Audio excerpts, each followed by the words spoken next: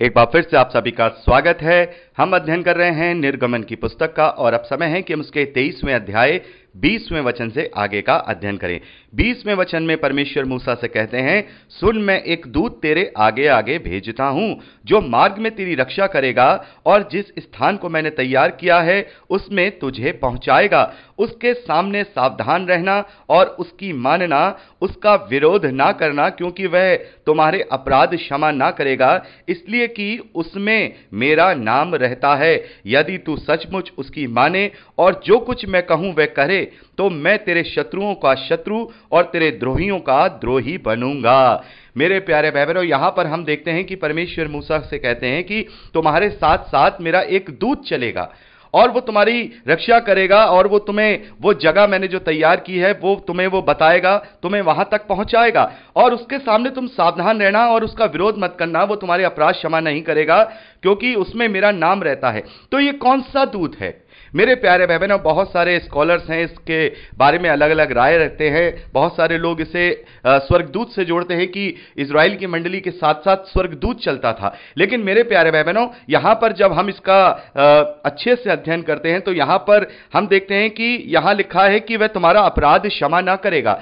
तो यहां यह लिखा है कि वह तुम्हारा अपराध क्षमा ना करेगा, तो इससे यह भी प्रूफ होता है कि जैसे हमने नए नियम में पढ़ा कि जो इजरायलियों के साथ जो बादल चलता था, जो खंबा चलता था, वो मसीह था, यानी कि प्रभु यीशु मसीह स्वयं उनके साथ रहा करता था, या हम कहें परमेश्वर का वचन उनके साथ रहा करता था। तो यहां पर यह भी साबित होता है कि यहां ये जो दूत के विषय में बात कर रहे हैं ये प्रभु यीशु मसीह नहीं है। बहुत सारे प्रचारक हैं जो इसके विषय में बात करते हैं कि ये जो दूत है मसीह के रूप में लेके चलते हैं, लेकिन यहां जो ये लिखा है कि वह तुम्हारा अपराध क्षमा ना करेगा इसलिए कि उसमें मेरा नाम रहता है, तो ये मसीह नहीं है, क्योंकि मसीह ने हमें हमारे अपराध क्षमा किए हैं। जैसा कि हमने यूहन्ना के सुसमाचार 3 अध्याय में पढ़ा है कि प्रभु ने कहा कि मनुष्य का पुत्र इसलिए नहीं आया कि लोगों को वो दंड दे, बल्कि दंड नहीं दे, उनको वो उद्धार दे, उसके द्वारा लोगों को क्षमा मिले। तो प्रभु यीशु मसीह ये वो नहीं है। तो ये दूत कौन है? मेरे प्यारे भाई बहनों, ये स्वर्गदूत भी नहीं है, क्योंकि हम आगे कोई ऐसा रेफरेंस नहीं पाते हैं कि कोई स्वर्गदूत उनसे बात कर रहा है या स्वर्गदूत। तो ये दूत कौन है? मेरे प्यारे भाई बहनों, ये दूत वो व्यवस्था है जो मूसा को दी गई है। जहां तक मैंने अध्ययन किया है पवित्र आत्मा की अगुवाई में, मुझे यही रिवीलेशन मिला है कि ये जो आगे आगे जो दूत चल रहा है ये लिखित व्यवस्था है, क्योंकि लिखित व्यवस्था में परमेश्वर का नाम रहता है और उस लिखित व्यवस्था में वो सारी बातें उन्हें बताई गई हैं जिसके द्वारा वो वहां पहुंचेंगे, उस जगह पर पहुंचेंगे। और अगर व्यवस्था का वो लोग विरोध करेंगे या व्यवस्था की बात नहीं मानेंगे तो व्यवस्था के अनुसार फिर उन्हें क्षमा नहीं किया जाएगा। व्यवस्था ही है, और इस बात को अच्छे से हमें पौलुस ने समझा दिया है कि व्यवस्था एक तरीके से शाप का कारण है। यदि हम व्यवस्था की एक बात में भी चूक जाएंगे तो व्यवस्था कहती है कि श्रापित है वो जो व्यवस्था का पालन करने में पूरी तरह से योग्य नहीं होता है। तो ये जो आगे आगे जो ये दूत चल रहा है, ये परमेश्वर की विधि विधान, उसकी आज्ञाएं, उसके नियम, ये एक तरीके से देखा जाए वो सारी व्यवस्थाएं और वो सारे हुक्म हैं जो परमेश्वर ने मूसा को दिए हैं, और वो ही आगे आगे चलता है। और आगे हम देखते हैं कि इस सारी वाचा का जो एक निशानी है वो वाचा के संदूक के रूप में भी परमेश्वर उनसे कहेंगे कि भाई एक वाचा का संदूक बनाओ, और जिसके विषय में हमने इब्रानियों की पत्री 9वें अध्याय में भी पढ़ा था कि वाचा का संदूक, उसके अंदर वो परमेश्वर के जो 10 हुक्म की जो पट्टियां हैं वो रहा करती थी, हारून की छड़ी रहा करती थी, और जो मन्ना इजरायलियों ने जंगल में खाया था उसमें से एक मर्तबान में वो भी उसके अंदर रखा जाता था, और वो पूरा सोने का मड़ा हुआ वो बक्सा होता था। उसके ऊपर 2 अभिषिक्त करूब, छाने वाले करूब पंख फैलाए हुए बने हुए थे। आगे हम इसका डिस्क्राइब करेंगे। तो यहां पर हम देखते हैं कि यह परमेश्वर की व्यवस्था है। इस व्यवस्था के अनुकरण के साथ ही आगे आगे चलना है, यानी कि अब जैसे कि मसीह विश्वासी हैं, उनके पास तो प्रभु की शिक्षाएं हैं और प्रभु की शिक्षाओं का अनुसरण करते हुए वो आगे अपने जीवन में चलते हैं। यहां इजरायलियों को परमेश्वर की एक लिखित व्यवस्था दी गई है। यही व्यवस्था परमेश्वर का वो दूत है जो इजरायलियों का मार्गदर्शन कर रहा है, यानी कि इजरायली इस व्यवस्था के अनुसार ही अपने आगे आने वाले जीवन को जिएंगे और परमेश्वर के हुक्म से वो उस प्रतिज्ञा के देश में पहुंचेंगे जो फिजिकल प्रतिज्ञा का देश है, जिसे हम इजराइल के नाम से जानते हैं। आगे लिखा है, इसी रीति मेरा दूत तेरे आगे आगे चलकर तुझे इमोरी, हित्ती, परिची, कनानी, हबीबी, यबूसी लोगों के यहां पहुंचाएगा, और मैं उनका सत्यानाश कर डालूंगा। उनके देवताओं को दंडवत ना करना और ना ही उनकी उपासना करना, ना उनके जैसे काम करना, वरन उनकी मूर्तों को पूरी रीति से नष्ट कर डालना और उन लोगों की लाटों को भी टुकड़े टुकड़े कर देना। तो यहां परमेश्वर एक बार फिर से सावधान कर रहे हैं यहूदियों को, इजरायलियों को, कि तुम जब भी जाओगे और जब ये दूत तुम्हारे आगे चलेगा, जो मेरा सामर्थ तुम्हारे साथ चलेगा, जो व्यवस्था के रूप में दिया गया है, वो तुम्हें हर एक जाति के ऊपर विजयी करता हुआ तुम्हें आगे ले जाएगा। और ये जो जितने भी हैं जो मेरे विरोध में ये सारी जातियां हैं, मैं इनको नष्ट कर डालूंगा, लेकिन तुम उनकी रीतियां मत अपनाना, उनकी रीतियां मत अपनाना, उनके देवी देवताओं को ना अपनाना। और हम देखते हैं कि बहुत सारे ऐसे लोग आज भी होते हैं मसीह विश्वासियों में जो अपने पुराने विश्वास को नहीं छोड़ पाते हैं, या फिर किसी नए कल्चर में जाते हैं तो उस नए कल्चर में वो उसमें रज जाते हैं, उसमें बस जाते हैं। लेकिन नहीं, यहां पर परमेश्वर ने कहा है कि तुम इस तरीके से जाति जाति के लोगों के बीच में से होकर के जाओगे, कहीं ऐसा ना हो कि तुम्हें कोई कल्चर उनका अच्छा लग जाए, कोई बात उनकी पसंद आ जाए तो उन्हें तुम ऑक्युपाई कर लो। तुम्हें ऑक्युपाई नहीं करना है, बल्कि तुम्हें पूरी रीति से उनकी रीतियों को, उनके देवी देवताओं को, उनकी सारी चीजों को वहां नष्ट कर डालना है।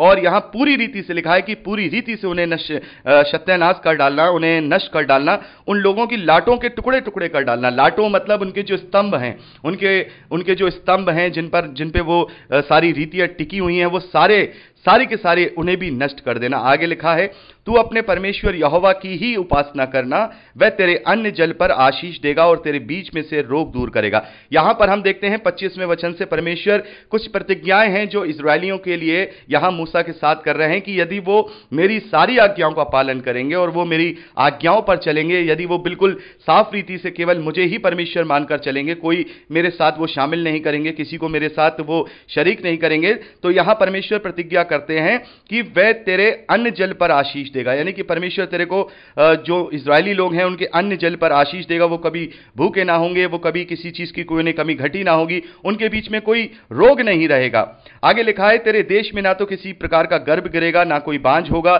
तेरी आयु मैं पूरी करूंगा। जितने लोगों के बीच में तू जाएगा, उन सबों के मन में मैं अपने भय पहले से ऐसे उनमें संभवा दूंगा कि उनको मैं व्याकुल कर दूंगा, और मैं तुझे सब शत्रुओं की पीठ दिखाऊंगा। यानी कि मैं तुझे हर बात में प्रबल करूंगा, तुझे फिजिकल रूप से मैं हर बात में आशीषित करूंगा, मैं तुझे प्रबल करूंगा। तेरे अंदर यानी इजराइल के अंदर कोई भी रोग नहीं मिलेगा, कोई बांझ नहीं होगी, कोई गर्भ नहीं गिरेगा। पूरी रीति से मैं तुम्हें इतना सामर्थ्य दूंगा कि जो तुम्हारे शत्रु होंगे वो पीठ दिखा करके तुम्हारे आगे भाग जाएंगे।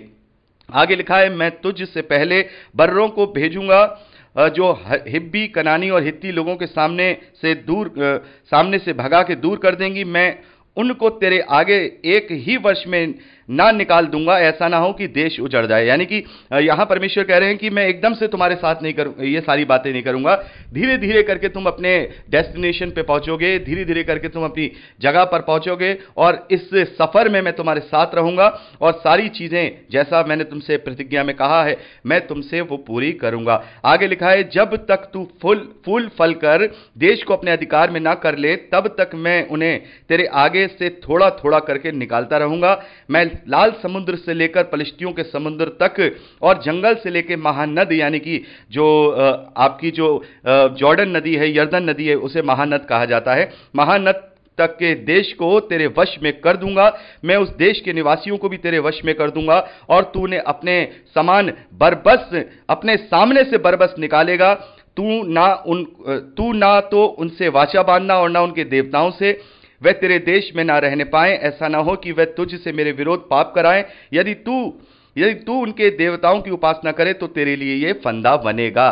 तो यहां पर परमेश्वर ने साफ तौर पे कह दिया है कि जो जो भूमि मैं तुम्हें दूंगा, जो जो राज्य मैं तुम्हें दूंगा, जो जो देश में तुम्हें दूंगा, उन सब में केवल तुम ही रहोगे। तुम ऐसा मत करना कि मिक्सअप होकर के रहने लगो कि तुम भी रह लो और वो भी रह लो। नहीं, मैं पूरी रीति से वो तुम्हें पूरा देश दूंगा, पूरी रीति से। तुम्हारे साथ वो लोग नहीं रह पाएंगे, उनके किए का दंड मैं उन्हें दूंगा। मेरे प्यारे भाई बहनों, बहुत सारे लोग कहते हैं कि इतनी सारी जातियों को परमेश्वर ने उनके देश में से निकाल दिया और काफी उनके साथ गलत व्यवहार हुआ और वो वहां से छोड़ के चले गए, वो मृत्यु के घाट भी उतार दिए गए। तो क्या ये सही था? मेरे प्यारे भाई बहनों, परमेश्वर इनके पापों को जानता था। ये पूरी रीति से परमेश्वर के विरोध में कार्य करने वाली जातियां थीं। जैसा कि हम पढ़ चुके हैं कि परमेश्वर ने अब्राहम से कहा कि अभी अमोरियों का जो पाप है वो पूरे नहीं हुए हैं।